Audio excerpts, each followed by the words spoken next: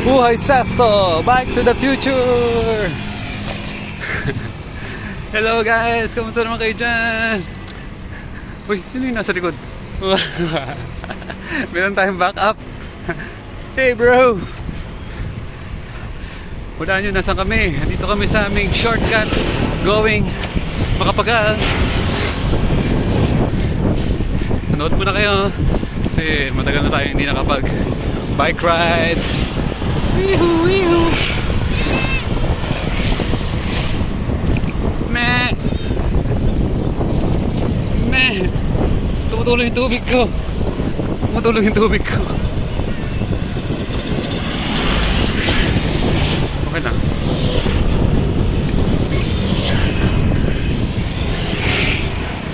Okay. Nandito po tayo sa River Drive, Parañaque.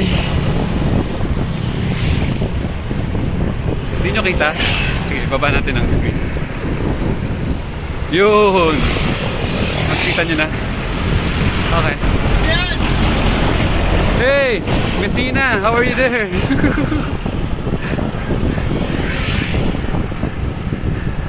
Vloggers po, vlogger.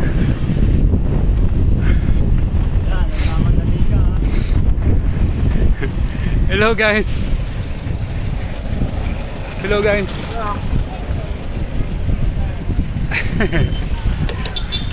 Hanggang doon lang pala siya. Hey. Ito po ang sitwasyon ng daan dito. Napakaluwag. These are the fishermen. Ha?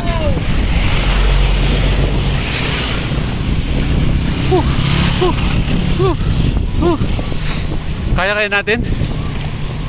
10 minutes bro, kaya pa natin? Makapagal 10 minutes. Yeah. Ginawa na natin ito dati. Kaya natin ito. Alam ko ang record natin is 12 minutes Talaba hanggang Makapagal. So naka 2 minutes na tayo. Pero galing tayo sa ko.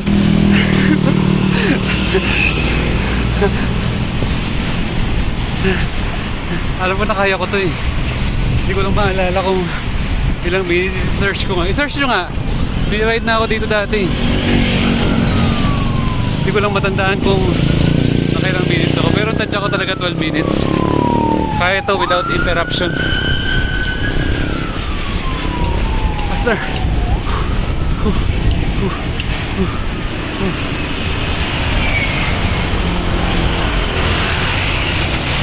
Yung iba hirap na hirap mag-ride para makarating ng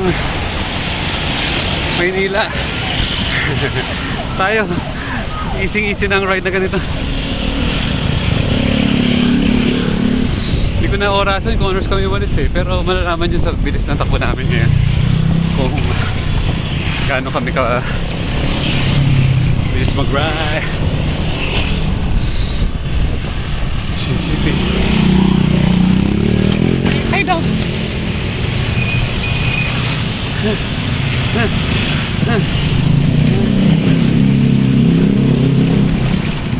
Andiyan ba yung ating backup? Doon na siya sa likod. Kaya to, alam ko 12 minutes. Anong kakaya to? Dati kaya kasi nga hindi pa sarado yung daan.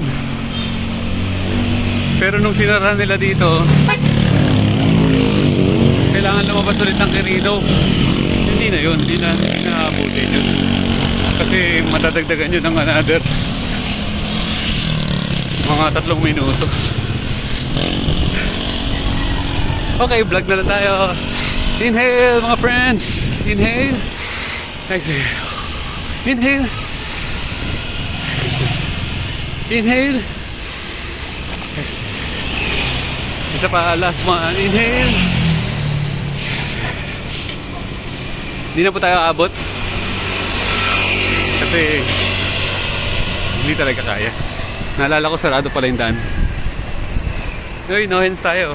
One hand there, one hand here. Ito na yung hawak ng cellphone. Gusto nyo dalawa pang kamay? Hindi kaya.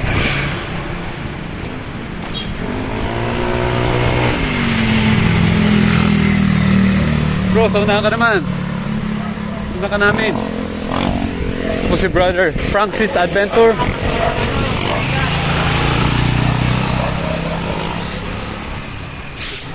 Maganda nga sa harap ka, bro eh. Ha? Sa harap ka. Sarap ako. Para ikaw ang view. Yan po si Francis Bike Adventure. Ating pong bike buddy. Please like her YouTube channel. Francis, P-H-R-A-N-X-I-C. Francis Adventure. Yan. Magaling na rin siya mag-edit. Tayo, hindi tayo marunong mag-edit. Okay, 6 minutes. Kunyari, galing tayo ng Talaba. Hindi tayo abot eh, kasi papalabasin tayo dito sa may ano eh. Dati dire-diretso lang eh. Okay. Napagod na yung daliri ko. Parang nag-workout ang aking. So, guys. So, ito ang proof na less than 15 minutes kaya na talaga na marating ang ang Pasay. 20 minutes MOA. Yun po ang benefits ng biking na hindi po nagagawa ng iba dahil lagi na lang reason ay walang pumasahe, walang bike, walang pera. So yung ibang tao hindi makaalis ng bahay pag walang money. Ito isa ko kamay. See, ito yung bike ko. No hands oh. No hands oh. Kaya niya yan, no hands. Okay.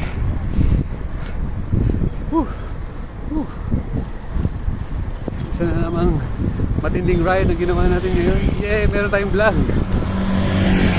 Kaya mga update sa buhay natin. Kanina kumain tayo ng pasta bago umalis ng bahay. Meron tayong ginagawang sideline. Ituturo ko sa inyo next time.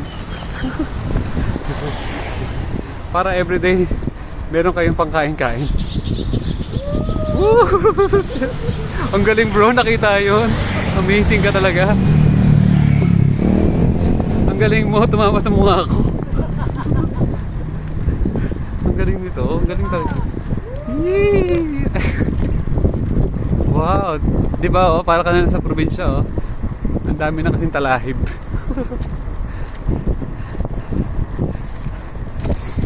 Fun ride po tayo. Enjoying life. Sino sa inyo gusto maging buhay sakto? Sama na kayo sa amin. Baka gawin namin to regularly. Regularly. Once a year.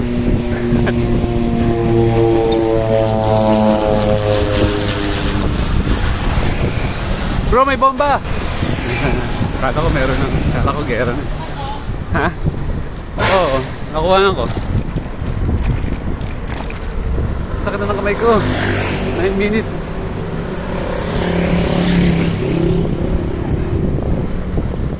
Paano ba maging buhay sakto? Kailangan meron kang bike. Kasi imagine mo, napaka-boring ng buhay pag walang bike. Naalala ko, nagpunta ako ng Cebu. Hindi ako nakatagal dahil walang bike. Pero ngayon, pag may bike, kasi unlimited eh, yung pwede mong pasyalan. Pwede ka magstay anywhere, anyhow. Mamaya nasa highway na tayo. Hindi ko kung magbablog pa ako doon kasi delikado. Ito naman. Ang sakit sa kamay. Dito po ginagawa yung bagong highway. Diretso to galing C5 eh, no? Yan, kung diretso sana dyan, abot tayo doon ng 12 minutes. Eh, no, 10 minutes. Pero dahil may harang, hindi tayo abot. Ayan o, Paranaque, may terminal. Ah, dito na yung daan. So shortcut ka na dito papuntang Terminal 1. In Paranaque. Ayan o. Kita niyo ba yan? So, galing ka ng... Hello guys. Wow, kaway-kaway sila. Yan. Galing ka ng Cavitex, diretso ka na dun sa Terminal 1 via Dr. Santos. Kaya lang, napagod ang kamay ko. Tapusin ko na to. Thank you very much for watching. I love you all. Meron pa tayong 2 minutes. So I love you all. Sana na-enjoy niyo yung aking ride. Palabas na dito sa highway. Ayoko na dito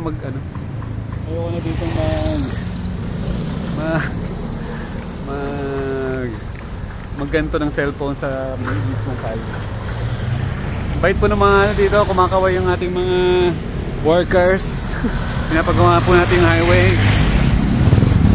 Pakita ko sa inyo yung labasan. Huwag kalimutan mag-subscribe. Anong tawag sa ride na to? Ito ay ang Riverside Ride. Bacoor to Paranaque Riverside Ride.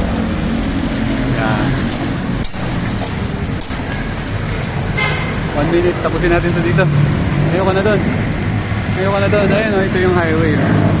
Sa taas. Ang labas niyan, sukat na. Hinihintay tayo ng ating friend doon. Nakakatakot dito, nasa highway na tayo. May mga bikers na parating. Last 28 seconds. I love you all. Enjoy lang kayo lagi sa buhay. Buhay sakto tayo. Laging mag-update. Kaya lagi kayo dapat nakasubscribe and naka-like. Okay? Kapayapaan, kalayaan, at kasayahan sa inyong life.